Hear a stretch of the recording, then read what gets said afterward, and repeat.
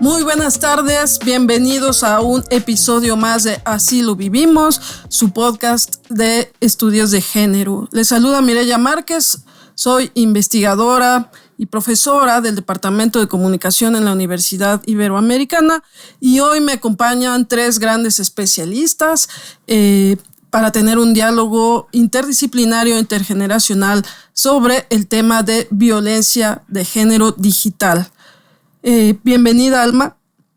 Muchas gracias, Mireya. Mi nombre es Alma Beltrán y Puga y yo soy académica de tiempo completo en el Departamento de Derecho de la Ibero y también formo parte del Centro de Género.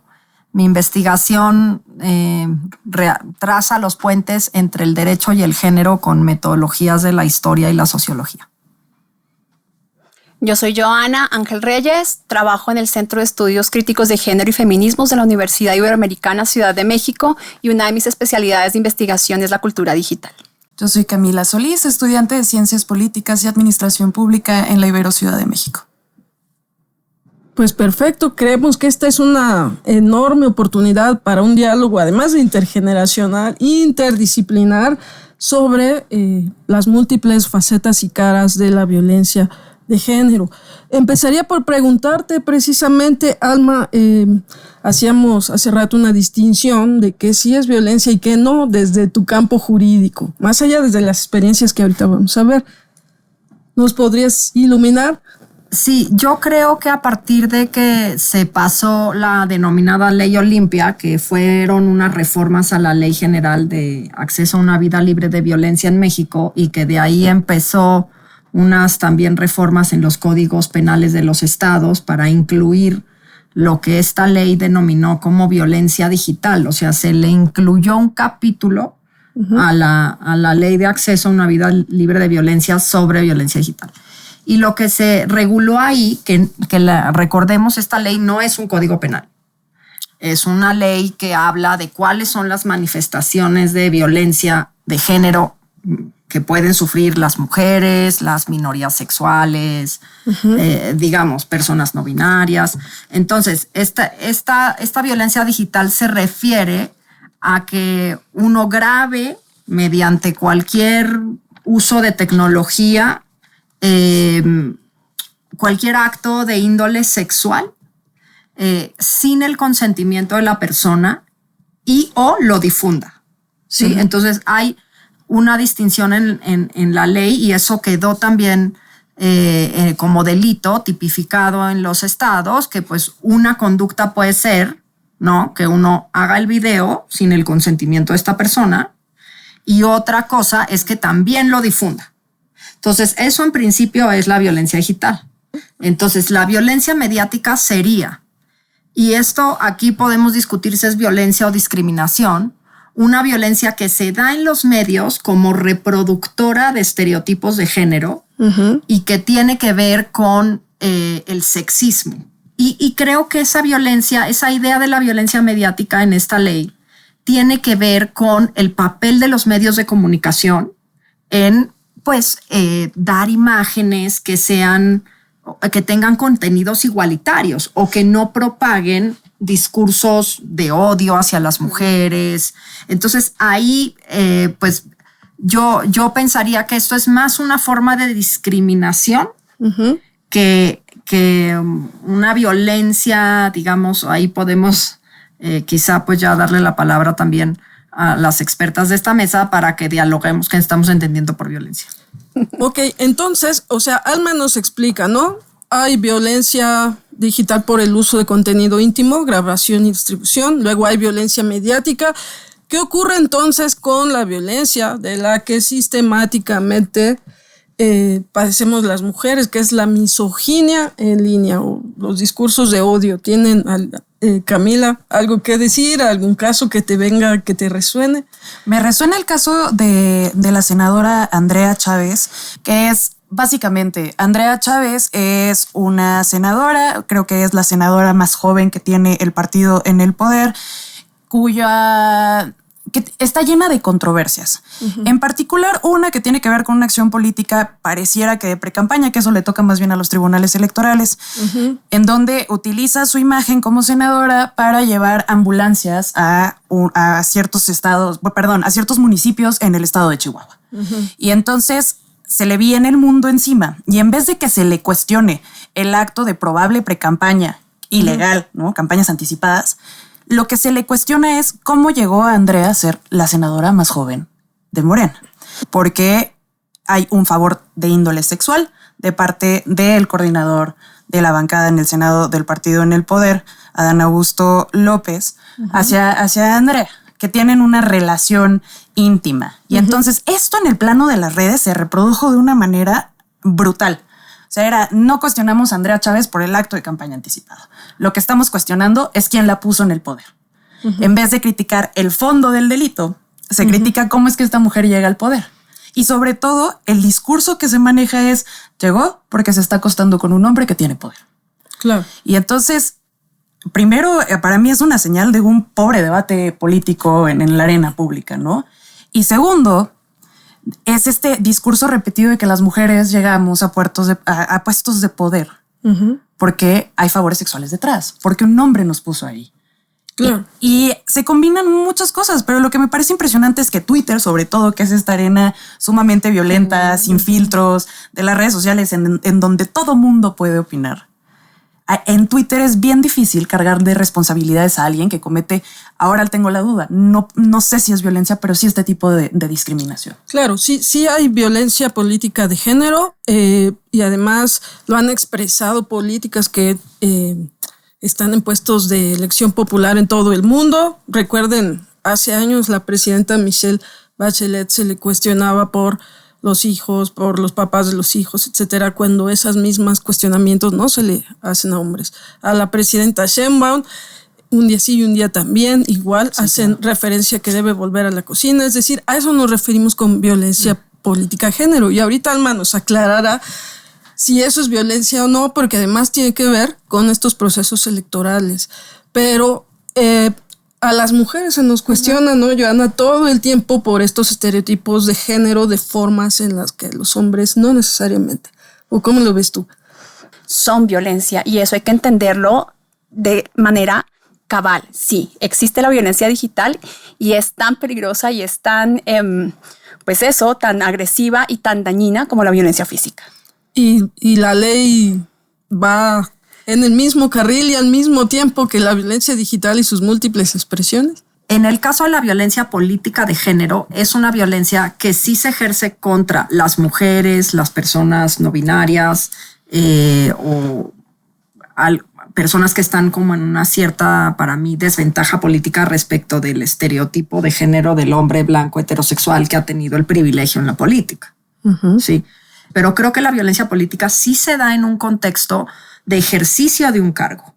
Sí, no solo puede ser por medios digitales, pero no solamente por medios digitales, ¿no? Okay. Poner fotos de las mujeres de una campaña, hablar mal de esta persona en las redes sociales con ese tipo de fines, pues me parece que clasifica como violencia política de género. Ahora, los escépticos, ¿no? Que a veces me toca a mí ponerme como abogado del diablo, dirían, bueno, si te metes para político, aguanta vara. Es decir, se tienen que someter al escrutinio público, fueron elegidos para ello y la crítica viene con la chamba. ¿Qué diríamos a eso, Camila? La crítica tendría que ser al uso de recursos públicos dentro de un marco de campaña. A ver, creo que no lo especifique. Andrea probablemente se vaya a postular para la gobernatura de Chihuahua. Entonces, por eso se señala que es una campaña anticipada. Lo que se tendría que estar escrutinando es los actos de uso de recursos públicos y campaña anticipada. Y eso le toca al Tribunal Electoral. De nuevo, lo que se está juzgando es cómo llegó Andrea al poder. Por supuesto. De hecho, quizás otro caso lo podría ilustrar, el de la senadora en su momento, Citlali Hernández, que sistemáticamente recibe insultos de parte del dueño de una televisora, Ricardo Salinas Pliego, que le dice senadora con C, siempre haciendo alusión a su sobrepeso, como si las mujeres con sobrepeso no fuéramos lo suficientemente capaces de ejercer poder. Creo que con independientemente de cómo nos caiga el partido, de si la apoyamos, creo que el tema aquí es hacer alusión a vida privada que no está relacionada de ninguna forma con el cargo, ¿cierto? Claro, que se les cuestione a los candidatos si no tienen ese tipo de relaciones con personajes también en el poder para hacer el terreno parejo, aunque a mí me parece que ni siquiera tendría que ser puesto al escrutinio, ¿no? La cuestión íntima. Y ahora con la cuestión de los cuerpos es bien interesante. En el caso de Ricardo Salinas Pliego y los medios de Azteca, hay todo un programa, Las Marionetas, que sobre todo es muy famoso en épocas de elecciones, en donde agarran y cada cosita que generalmente entendemos como que no debería de importar en el ejercicio público, se utiliza para burlarse, ¿no? En vez de estar poniendo en el centro todos los atropellos que hacen políticamente, se pone lo que se entiende, los estereotipos que no cumplen las personas que están al frente del poder. ¿Y cuáles serían los efectos en esto, o sea, en los regímenes de representación, en los discursos que circulan en la sociedad? ¿Cuáles son los efectos de ese enfoque o prioridad del cuerpo de la mujer, de la intimidad y de la sexualidad de la mujer? O sea, alguien diría, bueno, ¿y cuál es el efecto? Muchos de ellos tienen nombre, además, es decir, hablamos de ciberacoso, por ejemplo, que tiene que ver con lo que ya hemos expuesto, ¿no? Maneras de acosar cibernéticamente a partir de medios digitales. Hay otra cosa que se llama el grooming, que es una manera muy cruel, que es como, y que además tiene que ver con el uso de estas tácticas por parte de depredadores sobre menores de edad, y que tiene que ver con elogiarles de más para hacerlas caer en ciertas conductas de orden sexual. Está el doxeo, por ejemplo, que se refiere justamente a lo que acabamos de hablar frente a cómo se interviene con cuestiones de la vida privada para hacerlas públicas. Es decir, hay incluso estas categorizaciones que son ya del orden normalizado en términos de los apelativos que se utilizan en la vida en digital. Es decir, todas y todos sabemos que eso existe, estamos familiarizados y familiarizadas con ello. Pero, insisto, hay que tener en cuenta que la vida en digital es pues la misma que la vida análoga, es decir, no es otra vida, no es culpa de mi avatar, es decir, no podemos como... Estamos reproduciendo las mismas estructuras, tanto de poder como de violencia que reproducimos en la vida análoga. Entonces, es lo mismo pero acelerado. ¿De acuerdo? Eso también hay que tenerlo en cuenta, hiperacelerado, es decir, si hay una hipermediación, diría Carlos Scolari en su momento, frente a la manera en que los medios digitales aceleran este tipo de actos y se normalizan también. Ahora, Andrea Citlali, hasta Laida Sansores, que también se ha quejado, la gobernadora de Campeche, de violencia política de género, y ahí yo con un poco más de escepticismo miro esa queja. Al menos tienen una tribuna donde denunciarlo. ¿Qué hacemos las mujeres, sobre todo las mujeres jóvenes de a pie, al sufrir este tipo de acoso? Pues mira, es que todo eso parte otra vez de los estereotipos de género y de que las mujeres no nos hemos integrado a la vida laboral en la misma igualdad que los hombres. O sea, creo que de ahí hay un problema que viene histórico de cómo las mujeres hemos sido recibidas en condiciones desigualitarias, en trabajos precarizados, en donde nuestra voz y nuestra opinión no cuenta igual que la del hombre. Y creo que esa disparidad, pues, como lo decía Joana, se nota mucho en las culturas digitales. Entonces, legalmente uno tendría que decir, a mí, yo experimenté esto y me dañó de esta manera, ¿no? Me dañó psicológicamente, me generó menos recursos, me generó un daño moral en mi reputación, eso tuvo un impacto en mi esfera patrimonial. No nos queda de otra más que visibilizarlo. Claro, entonces digamos que para la ley nosotros tendríamos que probar que ha habido un daño a nuestro patrimonio, nuestra bienestar emocional, psicológico. Y yo pienso, por ejemplo, en si la violencia política de género no inhibe a que otras candidatas jóvenes se quieran lanzar. ¿Cuántas veces las mujeres no decimos, ay, yo para estar aguantando a tantos señores, yo mejor no me meto? O sea, así como los periodistas se autocensuran por los discursos de odio, creo que también las mujeres, hay un riesgo de que las mujeres veamos esa visibilidad como un castigo, ¿no? De lo que los hombres han gozado históricamente. Claro, híjole, y es que eso pasa al menos mucho en el terreno de la política, ¿no? De las jóvenes que de repente queremos incidir, queremos incursionar en el terreno. No sé cuántas veces me han preguntado gente muy cercana y muy querida como, ¿y qué vas a hacer en ese mundo de hombres? ¿No? ¿Estás lista para confrontarlo, para actuar como un hombre en su mundo? Pero ahí... ¿Qué respondes, Camila? ¡Qué fuerte! Pues yo siempre me quedo, ¿por qué tendría que actuar como un hombre? Ajá. O como una mujer? Yo actúo como lo que soy, Camila, con los estudios que yo traigo, con la experiencia de vida que yo tengo. Claro, insertos también en las matrices de género, pero creo que tendría que ir más allá de si somos mujeres o somos hombres queriendo incursionar. Somos personas con capacidad de incursionar o no. Ese tendría que ser el debate. Ahora, me surgió una duda, que es ¿cómo denunciamos en el terreno de lo digital? Me parece que lo que vivimos es como un charco. Sí, es un charco porque los medios privados les asusta mucho la sexualidad, digamos, libre, la agencia, la pornografía, todas estas cosas las vetan. Pero la violencia, ¿no? Tampoco hay suficientes candados informáticos para protegernos de esa violencia. Y otra vez, el discurso pues sigue siendo muy, muy plástico. Entonces, ¿cuándo es que un discurso clasifica como un discurso de odio, de misoginia? Pues eso se tiene que ver en el caso concreto. Y uno tiene que poder decir por qué es una cuestión sistemática, cómo hubo una sexualización del cuerpo, qué sucedió en este caso en específico, así sea anónimo o no, porque pues estas son conductas que a la justicia le va a tocar perseguir y ver si los encuentra. Pero lo importante es poder decir que empecemos a poder dar como una especie de fotografía de qué significa que a mí me hagan, ¿cómo dijiste? Doxing. Sí, cualquiera. ¿No? Lynching, mobbing, sí. boxing, gruxing. O sea, yo creo que todo grooming. esto... Grooming. Digo, yo no me lo sé, lo lamento y no quiero decir, o sea, no quiero expresarme como que me estoy burlando. Pero lo que quiero para concluir este comentario decir es que es importante que nosotras mismas vayamos definiendo qué significa la conducta per se que nos molesta, para que eso la justicia lo pueda ir entendiendo y pueda ir encuadrando en los tipos que actualmente tenemos.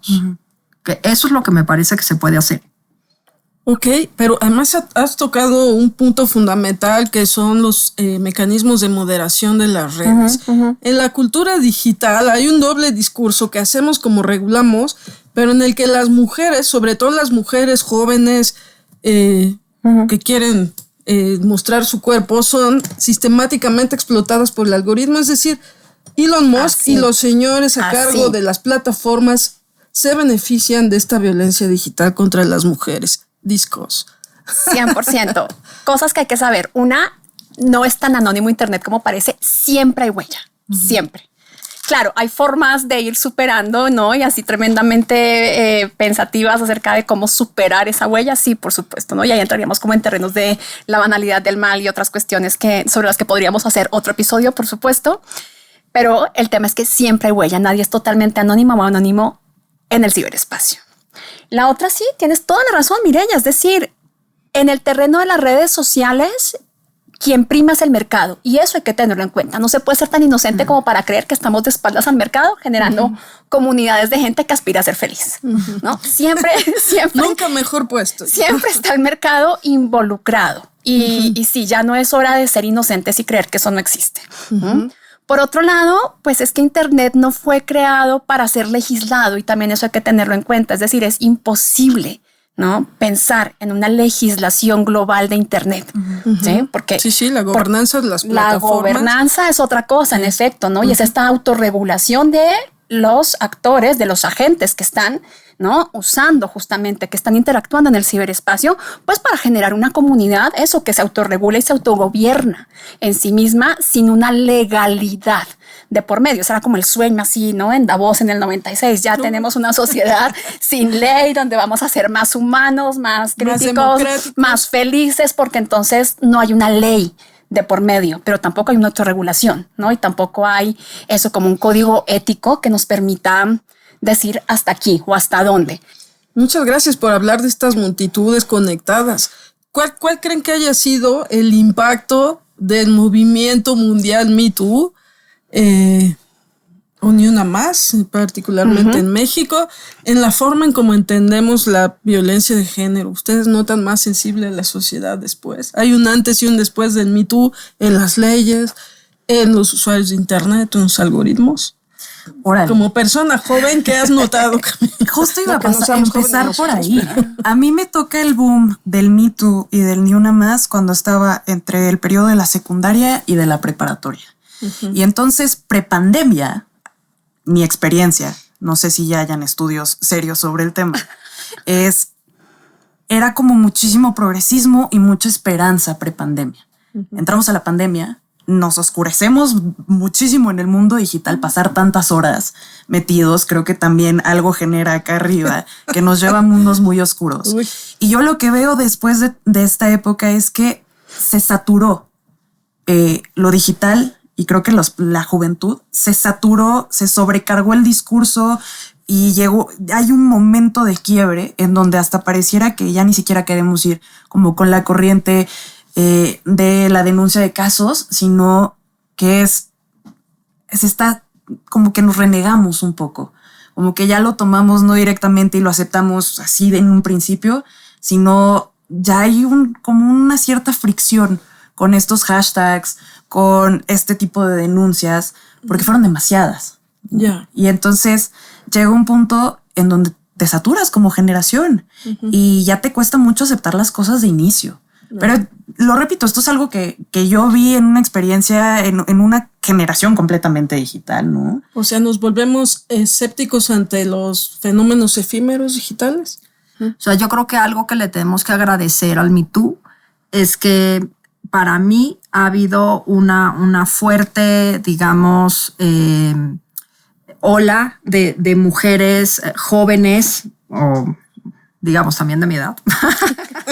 Yo también me meto en mujeres de 40, sí, que están haciendo periodismo con un enfoque de género, que están dando voz a los testimonios de las mujeres acosadas. O sea, pienso en la revista Volcánicas de Catalina Ruiz Navarro.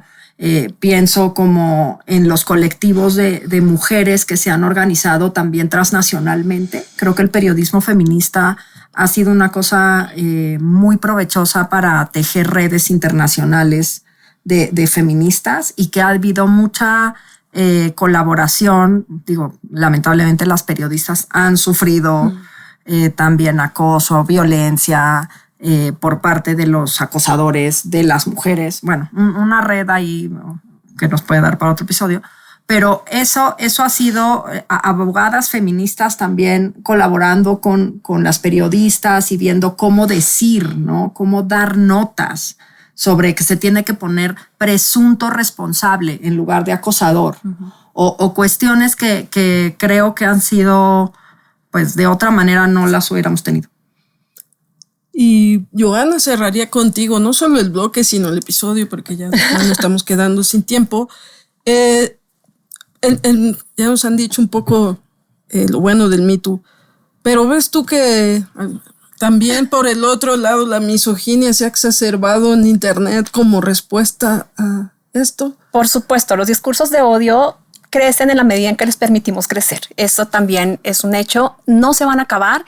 El mundo está pasando por transiciones que van hacia los autoritarismos y hacia los totalitarismos y hacia la exacerbación de los discursos de odio. Y frente a eso no podemos hacer más que lo mismo que estábamos hablando, ¿no? Generar una ciudadanía organizada. Lo que dice Alma es tremendamente importante, que las mujeres alcemos la voz desde nuestras profesiones, desde nuestras trincheras, desde lo que sabemos hacer, como lo estamos haciendo nosotras en este momento, resulta fundamental.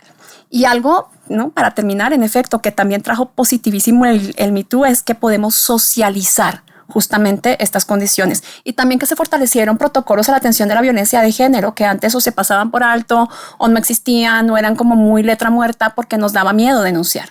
Entonces, insisto, sí hay un poder importantísimo en la ciudadanía organizada, en las mujeres y su grito organizado frente a frente a esta violencia digital.